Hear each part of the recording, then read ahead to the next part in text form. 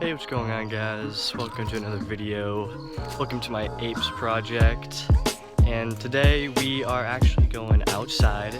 We're gonna go on a little adventure, get the creative juices flowing on the inside, getting us pumped for the next video. We're currently walking down a trail. You guys will see where that's going very shortly. But this is just before the video. I wanted to say that the video is gonna be on population control, how developing countries and developed countries are different, and just stuff about that. So, see you guys at the destination.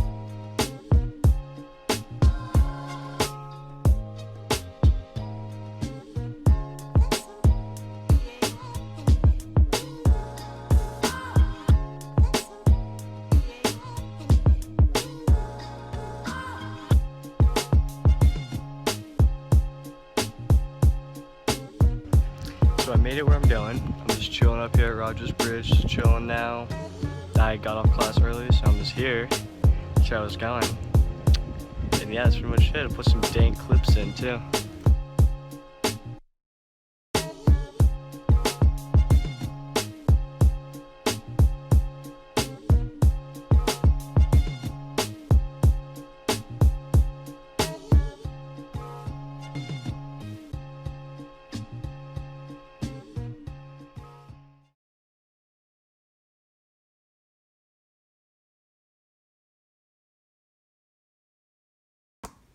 Hey, what's up, guys? Welcome to my actual APES project, and we will be talking about developing nations versus developed nations. So first, let's just identify what each of them are. So a developed nation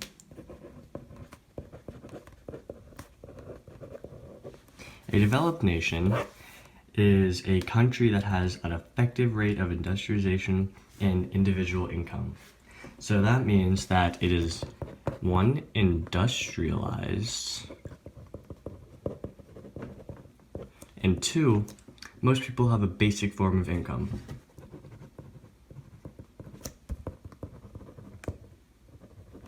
So next is the developing countries.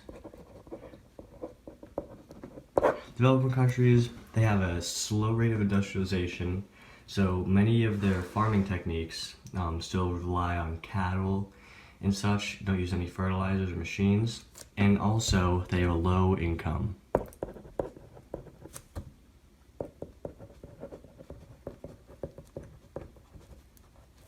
And low income, making them very poor.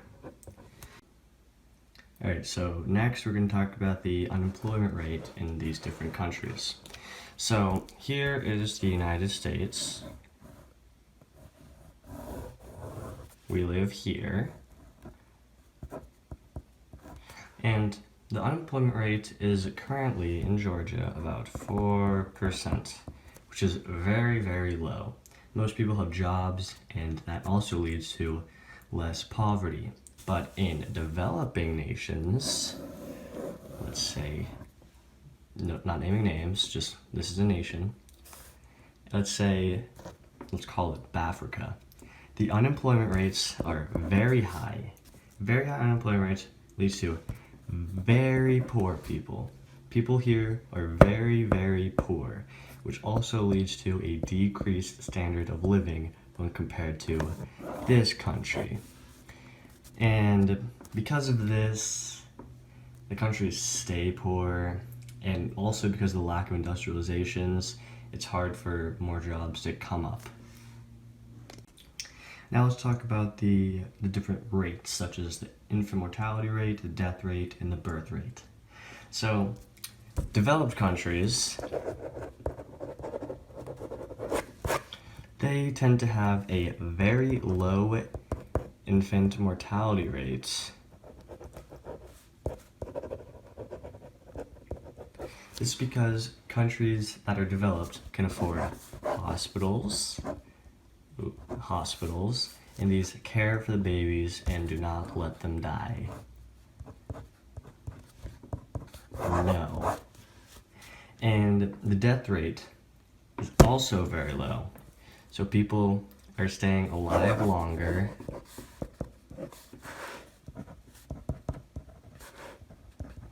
and they're getting old, which is just a whole bunch of other problems, not important in this video.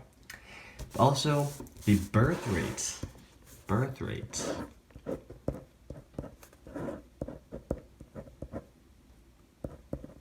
creating babies is very low. There was a theory saying that the intelligent people are killing themselves off because they're too busy on their careers having babies, and this is true. The population is growing much slower in developed nations. But now let's talk about undeveloped nations. Yes, undeveloped nations. Undeveloped nations have a very, very, very high birth rate. So they're having tons of babies. So here's Africa, and in this area, sub-Saharan, they're actually having more babies in this area right here than in China. So more people are coming out of here, but the population is so much smaller here because of the infant mortality rate. No, that word. Babies are dying very rapidly here. The average birth rate here is actually 9 children, but many of these children die of AIDS or malnutrition.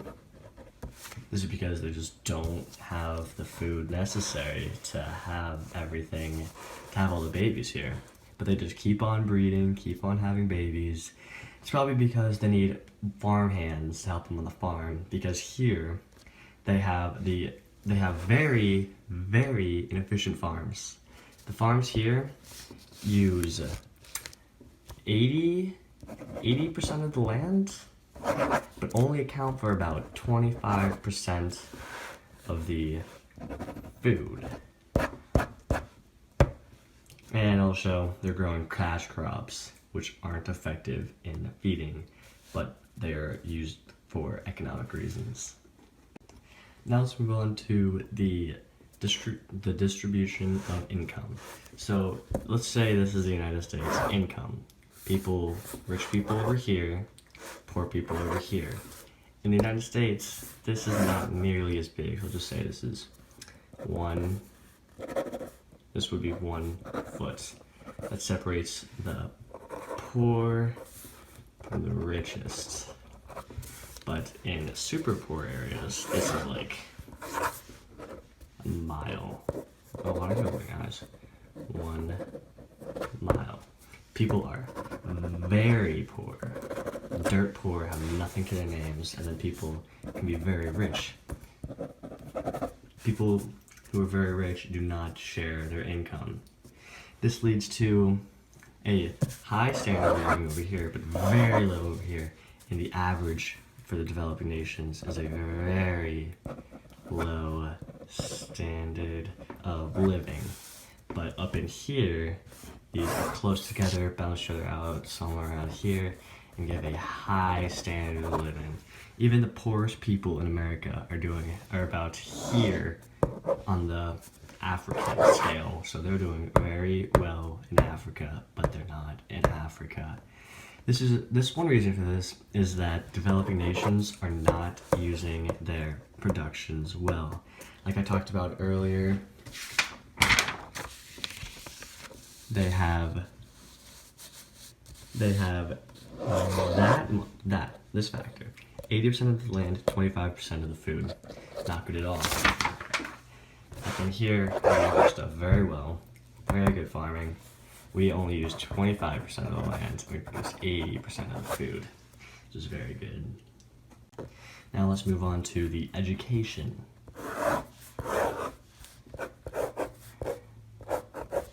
Here's what the average US school looks like with windows. But here's the average African school.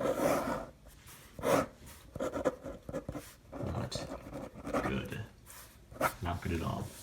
So, because of this, there is a very low literacy rate in these countries, in these developing nations. People are not getting smarter and not making their countries more developed.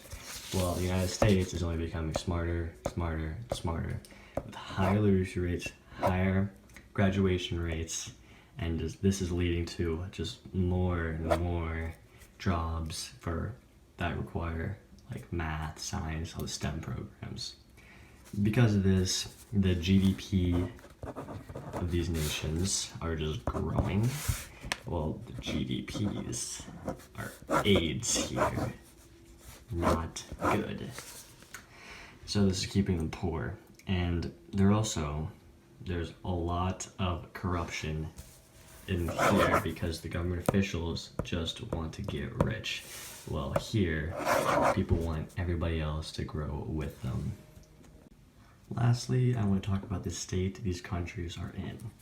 So, here's a road. So, this is an average road. Cars go drive on it.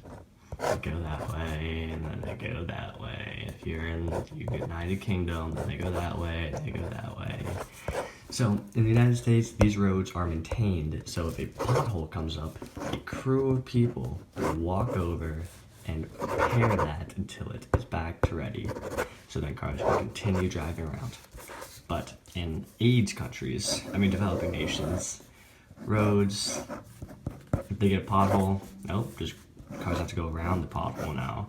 No one's coming out to fix that. There is a terrible, terrible roads, infrastructure, airports, etc. They just don't have the money to fix them all up. So another key difference for developed versus developing is the infrastructure. And then another thing is the water and food supply. So water comes out your faucet, blah, blah, blah. So in developed nations, it is very clean and very plentiful.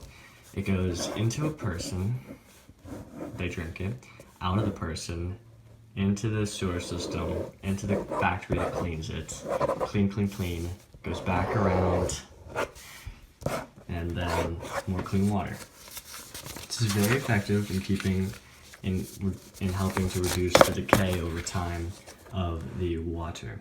But in developing nations, they have just pools of just bad water that animals pee in, and then humans just come around and drink it. I was watching a news article today. There was a bomb in Aleppo. It left a huge crater and then filled up with water because of the broken sewer pipe. Looks disgustingly brown, but now children are playing in that. You'll never see developed nation kids playing in dirty water because we have pools. And that's how I want to conclude. Developing nations face a lot of problems they need to overcome.